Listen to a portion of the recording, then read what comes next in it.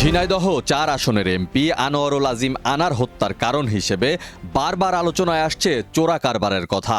উঠে আসছে ১,০২০ কোটি টাকা মূল্যের সোনা ও হীরার একটি চালান গায়েবের কথা। এই চালান গায়েবের সঙ্গে সীমান্ত জেলা ঝিনাইদহের এমপি আনার হত্যার সংশ্লিষ্টতা থাকতে পারে। আনারের বিরুদ্ধে চোরাচালানের অর্থ গায়েব করার অভিযোগ ওঠায় বিষয়গুলো নিয়ে ছায়া তদন্ত শুরু করেছে গোয়েন্দা সংস্থাগুলো। ২০১৬ সালে ওই বিপুল মূল্যের সোনা ও হীরার চালান গায়েব করা নিয়ে দুই কারবারির সঙ্গে আনারের বিরোধকে তদন্তে প্রাধান্য দেওয়া হচ্ছে। চাঞ্চল্যকর হত্যাকাণ্ডের সঙ্গে জড়িত থাকার বিষয়ে অনেকের নামই আসছে। এর মধ্যে প্রথমে এসেছে যশোরের এক প্রভাবশালীর নাম। শোনা যাচ্ছে দুইজন প্রভাবশালীর ব্যবসায়ীর নামও। তারা ঝিনাইদহ ও চুয়াডাঙ্গা এলাকার বাসিন্দা। ২০১৩ সাল থেকে এমপি আনারের চোরা কারবারের অংশীদার ছিলেন তারা। ২০১৬ সালে সব ধরনের সম্পর্ক ছিন্ন করে দুই পক্ষ।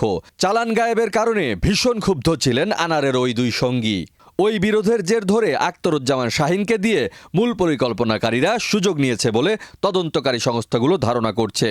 বাংলাদেশ পুলিশের পাশাপাশি কলকাতার সিআইডিও চোরাচালানের বিষয়গুলো আমলে নিয়ে তদন্ত করছে। কলকাতায় এমপি আনারের ঘনিষ্ঠ বন্ধু গোপাল বিশ্বাসের রহস্যজনক আচরণ তদন্তকারী সংস্থাগুলো খতিয়ে দেখছে। কলকাতার সিআইডি ইতিমধ্যে গোপাল বিশ্বাসকে তলবও করেছে, তবে তার হদিস মিলছে না। হত্যাকাণ্ডের মাস্টারমাইন্ড হিসেবে পরিচিত শাহিনকে আইনের আওতায় আনতে আন্তর্জাতিক পুলিশ সংস্থা ইন্টারপোলের দ্বারস্থ হয়েছে বাংলাদেশ পুলিশ। ডেস্ক রিপোর্ট, দেশ রূপান্তর।